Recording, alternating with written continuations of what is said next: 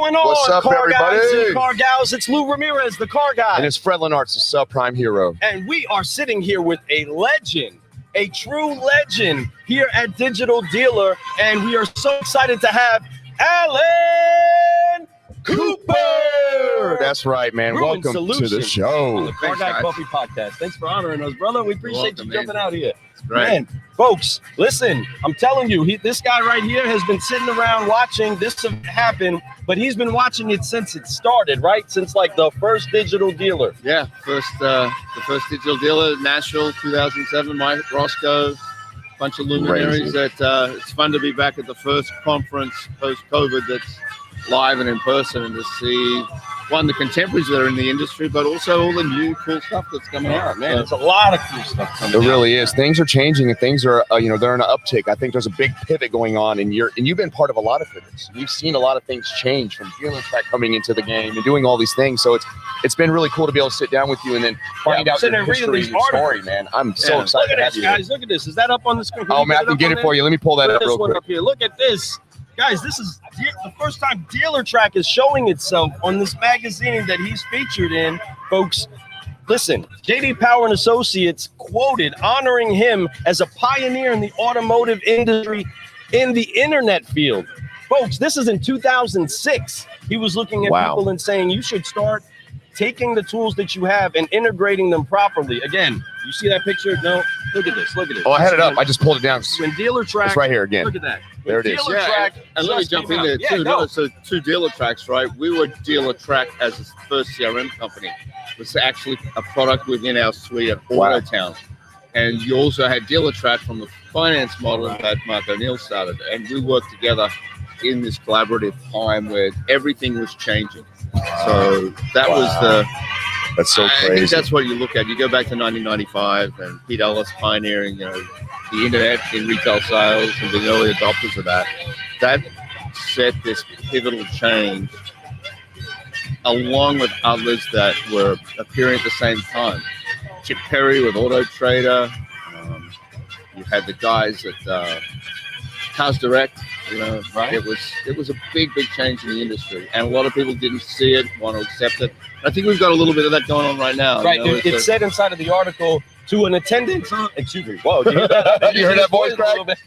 Puberty just hit. To the attendance of 300 attendees at that event back then. You know what I mean? And we've seen so many people come through for this event now. You've seen so many guest speakers. You've seen the keynote speakers, and you were, I'm sure that seeing how it was then to how it is now, although so much seems to have been different, it's almost like not much has changed also. And that's really what we're here to do, is try to shake things up a little bit. But what's your thoughts on that? Yeah, that's a great point. I mean, like I said, with the advent of the internet popping up in the mid-90s, right, and this big pivotal change and dealerships trying to embrace it in some ways, dipping their toes in the water. We're going to go all in. That's right. All in. And that's full where submersion. We're in an epic low tide. COVID's redefined so many things in the industry. Wow, what a way to look put at it. the number of salespeople reductions, unemployment. Things were pushed around, and they were coming back with this reemergence under the circumstance of no inventory. Grosses are going up. Operations at the dealerships are working in harmony in a lot of organizations where they've really identified some of the pitfalls that were occurring. So it was an opportunity to reset. Yeah. Seeing that happen now. The big thing is that, guys, in all honesty, we're in a situation where the sun's shining, profitability's high, it's moving on. But what happens when the chips come back? The factories start manufacturing more vehicles and pushing that inventory into you've got to have a really tight chip. You've got to have the right technology in place, the right process in place. I think the culture has to be unified in the dealership. No silos. And I've talked about this for 25, 30 years. Right. It's got to be a team effort. Wow. Take away the individualism. That's right. That's right. Man, I want to get going on this. I don't know if you guys noticed the accent. We got another Kentucky guy here. I'm from the deep south.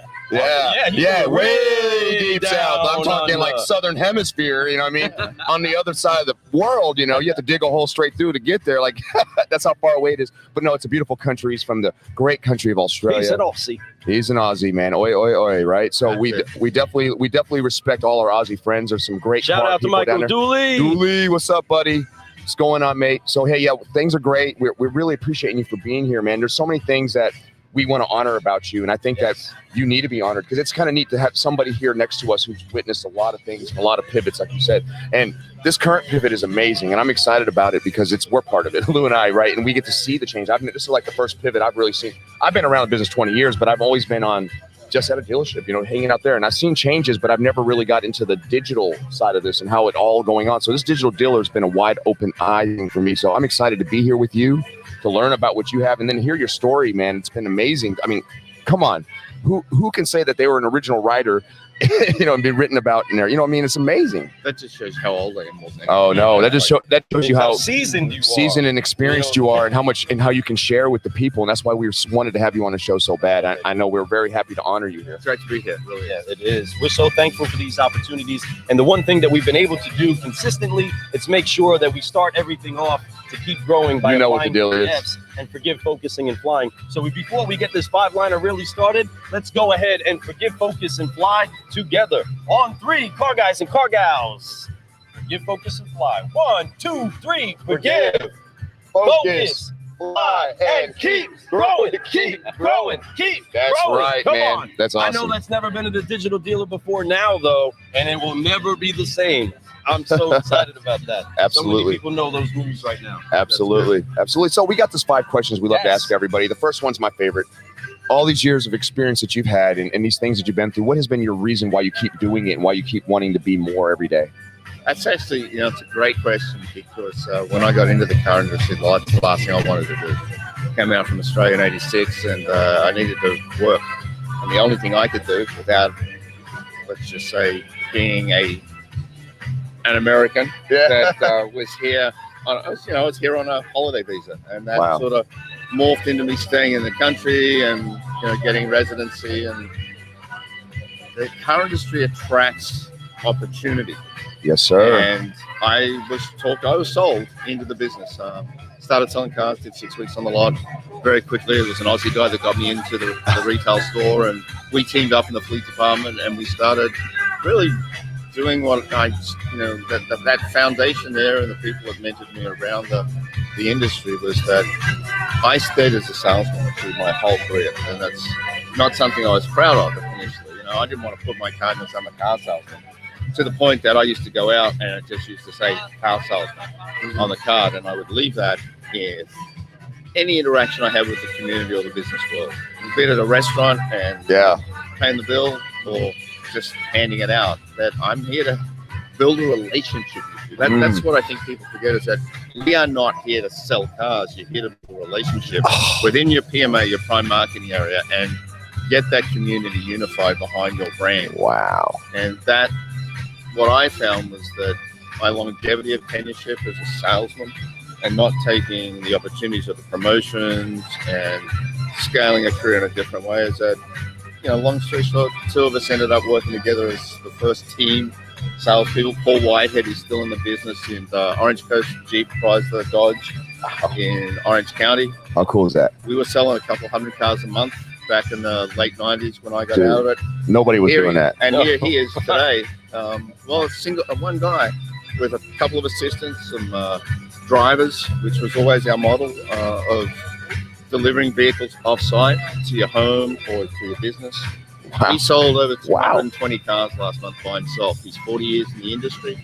Dodge, Chrysler, Jeep, all in Orange County and Southern California. Wow. That's testament to me how a dealership, along the lines of what Chip Perry's doing, that a one-person transaction from the beginning to the end, all the way through F&I, but also engaging them into the service operations. Wow. So, you sell the car, you nurture the sale, you make their first service appointment, their second service appointment, you try to contact them. You've got to use technology to do that right now. Yeah, absolutely. Right. If he's selling 200 cars a month, you scale that over a year, you're a couple of thousand. Most dealerships aren't doing that sort of thing. There's one person who's doing that. Man. If you then compile that over 15 or 20 years, your database that you have is so rich.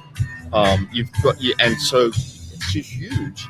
You can't take the personal approach of picking up the phone to talk to every single person. You can't write a thank you note, which still has big impact today, guys. Yes, it does. Go old school. Write We a had a thank you great note. talk about those handwritten notes. Exactly.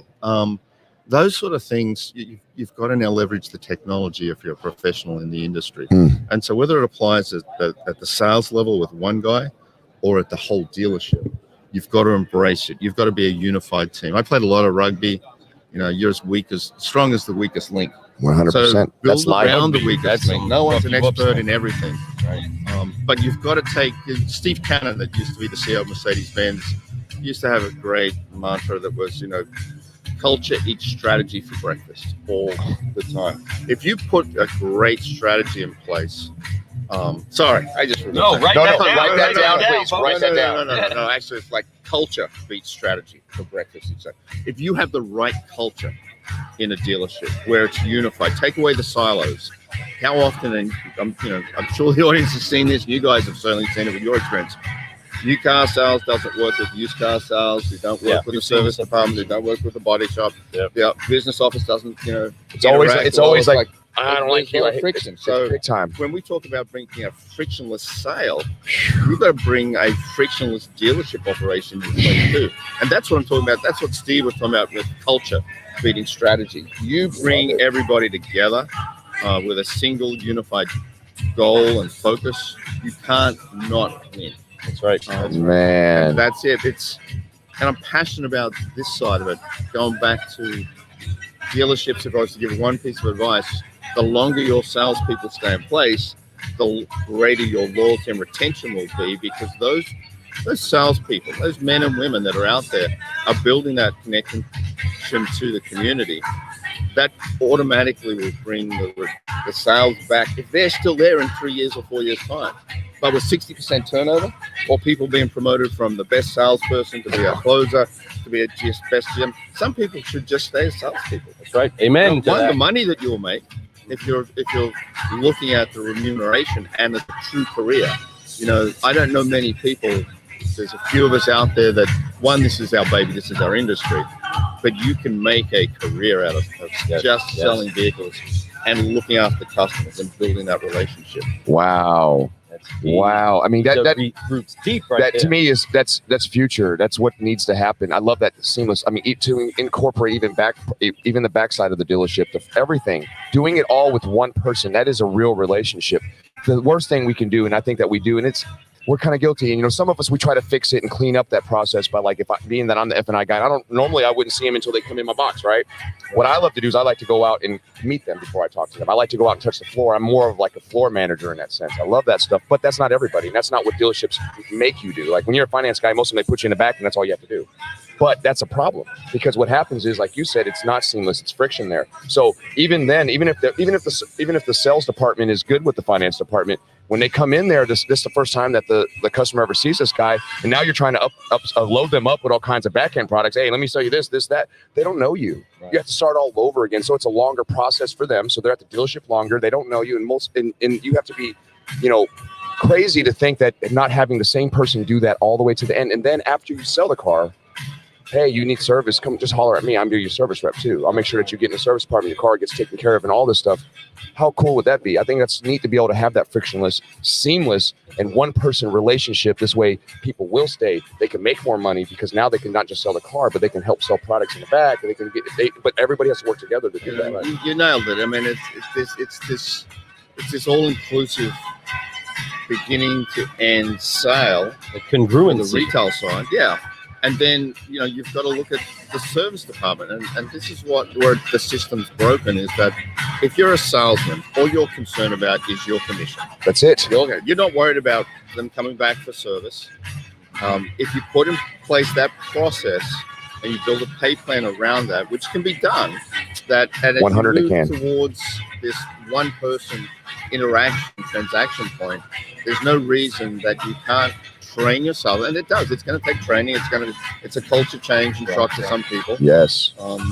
But you go from a lead to a sale to accessorization of the vehicle, because so many people will buy a vehicle, they'll 2 weeks later be down at the local accessory stores throwing a racks on a vehicle, Something. you Making it wheels, personalized. tires, whatever it is. 100. Accessorize it at the dealership and stop the bump, because you just talked about it there. Like, you come in, and if it's a traditional environment, a salesman's going to hand off to a closer, who might hand off to a GSM if you're going Every real old time. school, right? Very. They want to be dealing with one person that's making the decision.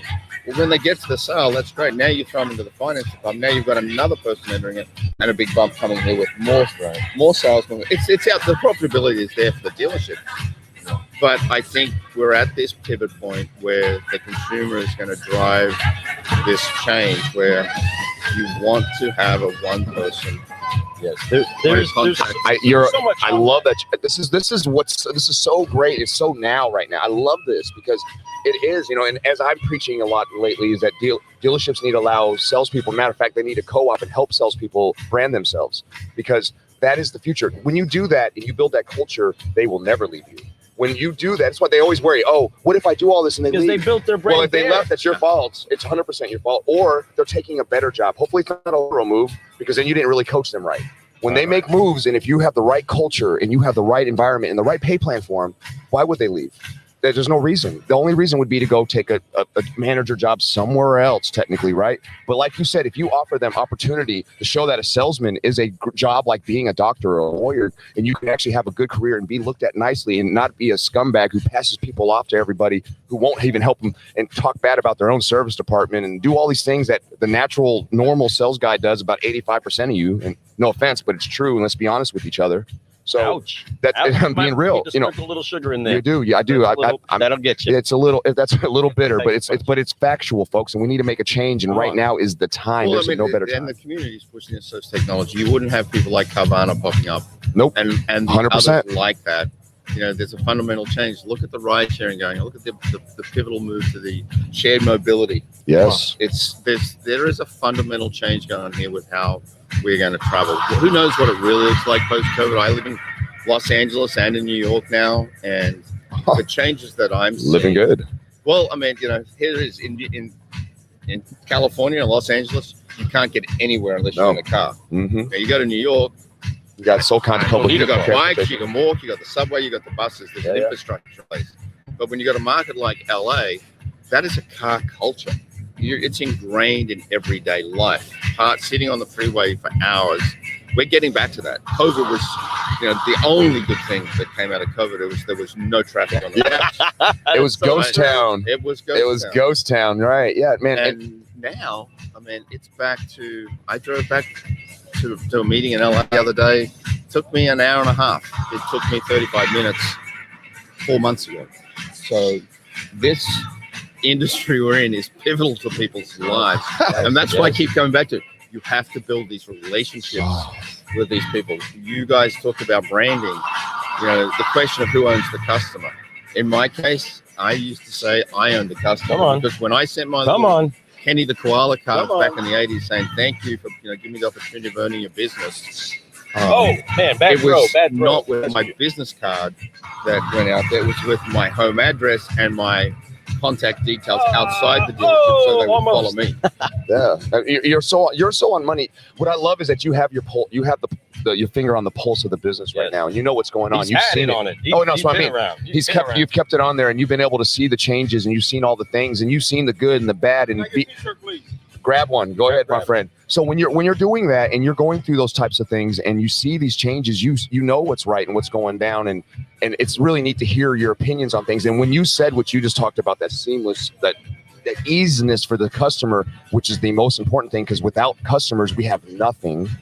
If we don't have people coming in our doors, what are we doing, right? You are unemployed if you don't have a customer in front of you. So in order for us as dealers, owners, and even managers, if you're looking down with your salespeople, man, we got to find something new. You need to let it go. Like Glenn Lundy talked about that this week. Let it go. The way you think about the way car sales is, let it go, because it's changing. It's time to change. People want it differently. Look at how they spend money. We're talking. I mean, come on, Dogecoin went crazy. I love cryptocurrency. I'm not gonna lie. I've been investing, and I've made some money doing it. maybe not quite as much as some other people I know, but I've done pretty well, and it's a beautiful thing. And I see it. I read about it. I got into it because I actually studied it for 30 days before I got into it, because I was like, I don't even know what this is. So I learned about it, and it got me so comfortable about 5 years ago to be like, you know what, I'm going to invest some money in this because I see the future, and I actually know that this is coming, and it's going to come fast. Right. And it's right now. I'm talking about these next 10 years. When we go to 2030.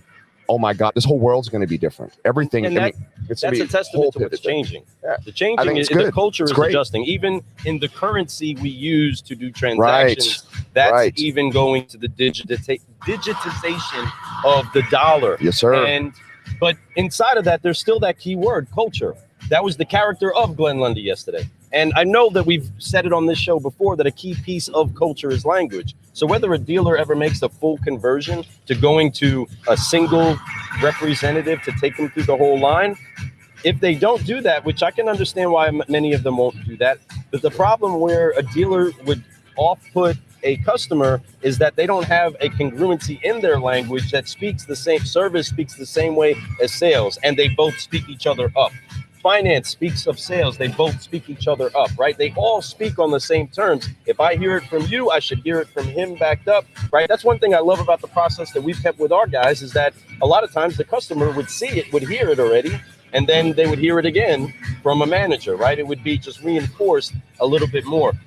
Why is it that you think that having that language, having that, I mean, I know that culture is key for you, but seeing the culture mold and shift so much over time, why is it that language is so important in order to make that experience better for somebody that isn't done buying cars just because you sold them one? Well, I think it goes a little bit to where I come from a military background, both family being, military career for 25 years, and then my own short stint, and then friends around it, that those disciplines and structure and organization that were instilled in me as a kid translate into the business world for me. You've got to be organized. You want to have unity. You want to have teamwork that builds that. And I go back to just thinking right now that we talk about customers for life. How about we talk about employees for life? Oh, Hold on. If I could grab this mic, I would drop it for you right now, brother. I just chucked that mic. That was awesome, brother. Well, wow. And I have to reference back to my old business partner, Paul Whitehead, again, is that here's a guy that's been selling cars for 40 years in the same PMA. He's sold over 40,000 new vehicles. Wow, shout out. Jeep. And he deserves a shout out. I mean, but this is a guy that when you look at this longevity of tenureship and this employee for life mentality, okay, so he's bounced through 6-7 dealerships in 40 years. You only ever leave because something happens with a pay plan, right? Or there's a personality issue. Correct. So if we learn to build a workforce that does view this as a career for life, that you then build stability in your own work environment. 60% turnover of salespeople as an average in the industry. That's about right. If you are not spending all those dollars replacing and retraining those people coming in, you're not, and it's not likely that you're getting these seasoned veterans. The company has always had that reputation and the ability for anybody to come in and be a salesman. Wow. It's a craft. Right. And you've got to have great leadership, you've got to have great training, and you can mold people into that. And that's why I say, coming back to it, it's not that we sell cars, you are building these relationships with people. And people like Paul, people like I, that for those 15 years, we would just move, and our customers would follow us because we gave them the experience that they wanted. Which is that's what amazes me today, is that what we did in the 80s and the 90s, everybody is heralding as this new digital retailing platform and mentality. Been around a little while.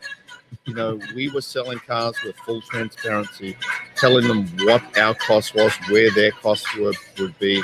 We would have them appraise a vehicle themselves. We used to send a fax, check out the car, tell them we would give them ACV. And if they didn't turn up with the car in exactly the conditions they told us, I couldn't give them that price for the vehicle. And we talked about the delta because we would educate them as to how the dealers work. We're going to buy your car. We're going to sell our car. Look at the delta between the two prices. Yes, you might, if you want a lot more money for your vehicle and someone's going to buy that vehicle for that, then go and sell it to them independently. We'll There you still sell go. you the car for the same price. He's just If telling we you don't truth. sell you the car, we'll still buy the car from you. Yeah. That you're trading, if that's the number. So we had this Come on. open transparency that disarmed them completely and made it very confusing for them. And If they're not used to it, it's the mentality that they're going to be worked on a deal. So we just put it in play that I don't want to see you at the dealership. I'd love you to order the car exactly the way you want it, and we'll deliver it to you at home or at work. That's 25 years ago. That's a business culture. It's not anything to do with digital strategies. It's just what the customer wanted. But dealers didn't do it that way for decades. So everything is slow moving and changing. The internet did push it along. It gave people information. They were more educated on vehicles and the competition than the salespeople selling the vehicles in most cases back in the day. And so I know that I love the word. Not to cut you off. I just want to say, I want to point out the word, and this is it's a key thing. One of the most key things in the world is, as a salesperson, as a human being, as somebody who wants to have people trust them and love them, and for you to love them back, two-way street, be transparent. Transparency. Yeah, and he was highlighting that back then. The thing that has hit the auto industry so much is that because of technology changing, it's forced transparency. And this is the part that's like almost like it's annoying that people have to do the things the right way, right? They have to be upfront. But you've also had the negotiations reduced, right? You don't have that doing it that way. You put it up, this is what it is, and this is what it's going to be. Well, right? the compression between invoice and MSRP and profitability there being geared back towards the volume of sales. Like that still comes back to the biggest problem that dealerships have got is how do you reward and pay salespeople well and give them a career that lets them build upon their education, their professionalism, their craft. That's key to making this work. Otherwise, it's just what it becomes in some environments, a transient job for the time being. Salespeople come, sales managers go, GMs go, they bring in their own crews, they move things around. We're a unique industry where it's very driven around change. Yes, but not necessarily good change. No, come on. Everyone's looking for the next best thing, but they don't want to do the hard thing, and it's actually not hard. It's actually the easiest thing, which is the craziest thing. It's just that everyone doesn't believe that it's going to work that way. We're so used to that old school, pocket protector, short tie, polyester pants style. That hasn't even been the same car guy since the 80s like that. I mean, it's so different now. And people today, they got swag. We got people with tattoos. We got people with long hair. We have people out here who wear their hats backwards. They got jeans and sneakers on. They don't have to wear the tie to work anymore. It's a new culture. People want to feel comfortable when they make purchase. They want to buy from a person that they can trust, that makes them feel like it's home. It's like buying from your brother or your mother or whoever it is that's out there that you feel comfortable with. You want to have that experience. You want to feel trust. You want to feel certainty. Yes, customers want certainty more than anything. And if they can't find it in the person that they're interacting with, well, then they're going to depend on technology that's not going to do anything but spit out what they're asking for. That's why you have Carvana, Vroom, and the CarMax type of model that deal so much with taking out any decision making, any competition in a way, right? It's just the customer wants to interact in a way where they don't have much friction, and the smoothness of doing business should be smooth like a cup of Car Guy coffee. But when you keep it with a congruency inside of your message that everybody's in tune with, everybody understands that we're on a mission to keep growing. Everybody understands that there has to be an adjustment in us to keep our language where people honor each other. That's what builds you business, right? You've had families for years that were connected to you. You could help people start their businesses who bought dozens and dozens of cars from you, right? Yeah, I have. It's and it's funny, even to this, with the advent of technology and people reconnecting, still getting phone calls, even though I'm out of the retail side for over 20 odd years. Wow. Asking me, who do I talk to for a Mercedes or a Dodge or a Toyota? And there's enough people like Paul Whitehead, that just again use him as one example, that just stayed as professional sales people. It's a craft, it's a profession. It is. You talk about the congruency of it. It's like if you can build this career in our industry and have a life. You just mentioned family, and I got to go to that. When I started in the business, we were open 7 days a week, and we closed at whatever time the last deal walked out of the F&I Amen. office. And I remember selling a car at 2 a.m. Yeah. Yep. Been there, done that. Because it was just the way the business was done. So Yeah. why did marriages have a hard time working out? Well, I mean, no, and that's that's one of the issues of the industry. We also didn't have the diversity. I mean, when I was 86 when I first came out, we were an all-male dealership. The only female that was on the sales side was in the F&I department. Wow. And I've seen that change over the year, where it's now men and women that see this as this opportunity to build a life around it. But you've got to structure it from this culture side, like I'm saying. You know, weekends. I look, in Australia, when I left Australia, you bought a car between Monday and Friday. There was no weekend sales. There was no night sales. Everybody, it was just because dealerships were legislated to be open from 9 a.m. to 5 p.m. Yep. So you had the opportunity to buy a vehicle during those hours only. And it was not, it was just accepted that you would tell your boss, hey, I've got to go buy a car. Like, you got to pick it up. You did it from the day. But what happened was, when I look back there, and having been involved in the finance industry at the time, people had lives and careers and families that were relatively normal. When I came out here and was working bell to bells and 6 and 7 days a week, it was very foreign. It was great. It was rewarding financially, but it wasn't a very good basis for a relationship within a family unit. And that, I know that's had to have some kind of an impact in just some of the decision making that you've made over the years in deciding who you do business with, who you don't, as you transition out of retail. I'm sure that a lot of that has come into place. Now, when we're talking about that congruency, we're talking about consistency, culture, all these things that help to make a car guy have those relationships built up. You're talking about a completely contrasting thought pattern of not being open on the weekends, whereas in the US, here in the States, most car guys don't know what it's like to have a Saturday off. It's just part of life, right? That's actually the day they wake up earlier than most other days, because that's the day they got to get it cranking, get it pumped up. That's money day. A lot of times the shorter hour day, but it's still the earlier one to get it going. How do you see that being able to shift in the mentality of car guys now, that, hey, you can actually be rewarded with better relationships, better revenue, and better rest and relaxation? You can actually have more time off. Well, we're going to see what happens post-COVID here, because we all know that dealerships started laying off sales staff, and there was the added dollars that were pushed through with unemployment. And some people that I know were making more money on unemployment than they were selling cars, and weren't going to come back. So in California, I know a bunch of guys that just said they couldn't get the people back. And they also found out through this that they didn't need as many salespeople to sell the cars that they were selling. So you'll see this fundamental change now. I think that dealers will reassess how they bring their sales staff together. It's their opportunity to reset on training, pay plans. I mean, if you can do the same with less, and also, again, I got to go back to the culture.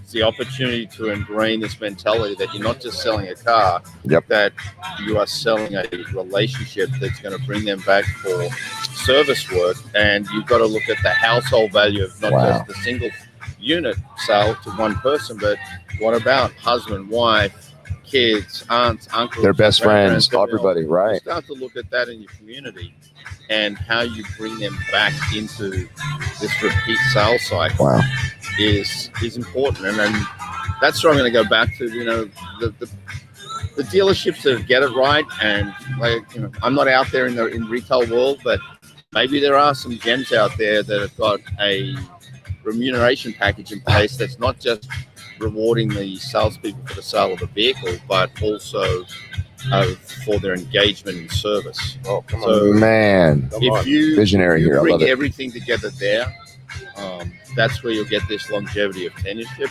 driving. It's where you'll be financially rewarded as a salesperson, and you'll get everybody working together as a unit. We had a great relationship with the service director, the service manager, the parts manager, 2 advisors that looked after our customers, that we were selling. And that, we were together for, my last dealership was almost 5 years before I went to the CRM with AutoTown. Right. And we were that unit. They were referring customers coming into the service department. We're calling people to have them come in for their first service.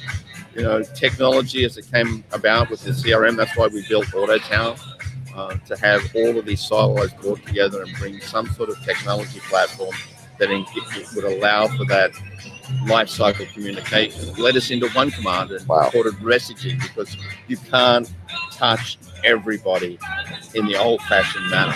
I mean, there's nothing better than looking somebody in the eye and shaking their hand. Or fist bump or elbow bump, whatever it is now, right? But there's something something about person-to-person contact. Yeah. People, I'll never forget Rudy Giuliani, of all people, when he was mayor and 9/11 occurred. In his book, his wife just wanted to hear his voice. That just hear his voice, that he was okay, that he was still alive.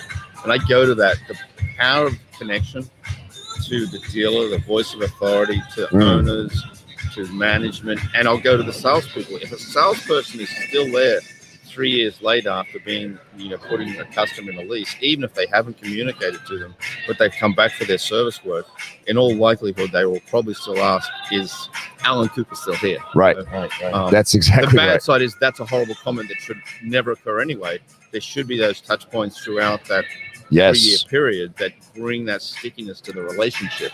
I love and it. if it's done the right way, it's a no-brainer. I mean, some of the best dealerships in the world. Joe Agresti with his Mercedes dealerships, in the South. Awesome stuff. I love it, dude. You're awesome, bro. I mean, you're really talking such. You sound like somebody that I can't believe you don't own dealerships, because you would open up stores that would just, the way your thought process is, and if you implemented all that into your store, they would be, not only would they be successful, but you would have people and employees for life, like you said. And that is so key. It's not about customers for life. It's about your employees for life. You have the right employees, the customers will be there for life. Man, culture. You're right on the money, man. And you can all do all this stuff. And now today, it's even easier with digital stuff. Like, we can streamline it. We're talking about having Saturdays off. You know how easy it would be to have Saturdays off, because people only come in on Saturdays because it's the only time they have. Now, if you could do it so digitally, where it's so hands-free, simple, you get to know them, blah, blah, blah. You do virtual meetings, you can do virtual walkarounds. Next thing you know, they're delivering the car, and you can just do Saturday deliveries. You know what I'm saying? You don't even have to come in and work, just deliver cars. I think that's one of the things when I look back at the early days of Auto by Tow with us. I was the guy that was sitting at home. I mean, this audience, a lot of them won't remember, would not even know about AOL and that ringtone of the dial-up. And trying to get through. But I would leave the dealership, come home, I'd be with my family. Early adopters of mobile phones. Yeah. AOL. I'd sit there. I would have a double copy of the invoices for the dealership. And if somebody sent through a lead, this is very, very early days. We had 3 states. We had California, Arizona, and Nevada as the territory for Dodge, Chrysler, Jeep, and Nissan when Pete Ellis started Auto by Tow. And we were inundated with opportunities to sell vehicles. And we sold a ton of vehicles. But, you can picture it that we had thousands of leads that we ignored because we weren't scaled and ready for it. And that was this fundamental change where the community actually, the consumers drove this change. That's what they wanted. And they're doing it again now. You wouldn't have Room and Carvana and these businesses out there if they weren't being serviced the way they wanted to be serviced. That's 100% right. And that's what it's about, folks. It's about culture. It's about taking care of your customers. It's about doing it the right way. It's not about how we want to do it. It's about how they want to do it. It's not about it's not about that. It's about our consumers, but honestly, it's about people. It's about people over profits.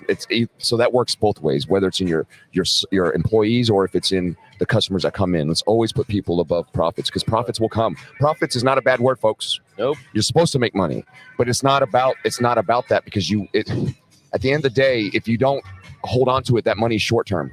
You want to make sure you have long-term money. You want to have that long money. You want to have that money that's good there for a long time. Touch on something else too that I'm thinking about here is that know your customer. I mean, look at the big data and the analytics that are available out there to identify your best customers. How do you build a like audience to garner more business? And the smart operators out there are starting to do that right now. Yep. That stickiness, identifying I love that word. The lifestyle of your consumers, knowing where they fit into your business. And again, going back to training of staff. I mean, you should have a great CRM solution. You know, all these tools are great, but if they're not used the right way, it's just garbage in, garbage out. You better say that. You better say that. Yeah. Come on. So when you're writing your next book, I mean, I'm just saying, like you have so much information that people need to read. I would have read this book and been so influenced just by what he's saying here. I can't imagine how much it would be if he had all day to sit here and tell me every little bit about it. I could sit here and listen to it. That's how. Write a book. I can't even speak English. Yeah. I hope you're going to interpret this. I think he speaks Australian, folks. I don't know if you guys know that. I speak a little Australian too. I love it. Yeah, well, if I start saying, let's go and have a captain's cook, Yeah. Okay, well, we are about to shut it down, folks. It is time to go do that. Dude, folks, there's all around us stuff is getting torn down. Yeah, we are literally shutting this bad boy down. Switch that camera view real quick. Let's do that. I'll knock it out. Let's check it down. out. Look what's going on out here right now, folks. Let me get this up. Bam. Damn. And you'll see out there, everybody's tearing down all their stuff. We're the last ones here. We're having fun. We're here with Allan Cooper. And, man, we are so honored to have you here, my friend. You're coming their way. Oh, you got to think. Ad Brew. But no, right. I love him. I love him. That's another one of my great sponsors, great friends right there. Both of those are some of my great friends right there in front of me. But no, Allan, man, I honor you. We want to keep honoring you. This isn't the first time. No, you don't have to honor me. And it's definitely not the last time. So we're going to make sure that we got a lot more talking to do. I do. We actually have some ideas that we want to do with you, and we hope that you let us do that with you, because I think that we can have some fun together. I think we can share and help change this business, because it's needing to be changed right now. And your ideas are amazing, and I think that we need to start talking about that with everybody. You know, I feel like this week I got into a smaller circle, right? And the smaller circle is amazing. And I want to thank Bill out there. Bill, you know what I'm talking about now. Bill, we love you, Bill! That's right. So I want to thank Bill. We're in this small circle, and I think that this small circle is the circle that makes the other circles tick. So I think that if we can all have their brain thinking that way and all pushing that, then maybe, hopefully, it's going to change and this business is Well, I got to say, I came here and I've seen people that I've known for 35 years that are luminaries in the industry that have changed in numerous times, and they're into their second and third iterations of that. I've also seen new people, younger people who will talk about the careers that are passionate about. There's been great representation here at the dealer world as it sits. This is the unveiling of the industry with, I think, massive changes that are occurring. That is facts. Right from those lips right there. He's been seeing it. He's been here. He's been there, done that, and he knows what's going on, and he sees it happening right now. So, folks, let's get ready for this change. Let's get ready to be different. Let's stand up and rise like solutionaries, and let's do it right. I'm Fred Lenartz, the subprime hero. And I'm Lou Ramirez, the car guy. And man, we've been brewing solutions on the Car Guy Coffee Podcast at Digital Dealer 2021 with our friend Allan Cooper. So excited to do this incredible life with solutionaries like you, brother. You inspire us. You encourage us to keep going. And we just thank you that you're just still doing what it is that you're doing to build relationships. And folks, that's ultimately what we're here to do. We are the Certified Solutionaries. The Car Guy Coffee Podcast is bringing you a message of hope. And we are definitely delivering you the goods that it takes to caffeinate the culture that you have. So do what it takes to keep focusing, and flying. And folks, keep encouraging people. We love you all. Have an incredible day. Keep caffeinating your culture, folks. We love you all. Bye. Peace. Bye. Woo.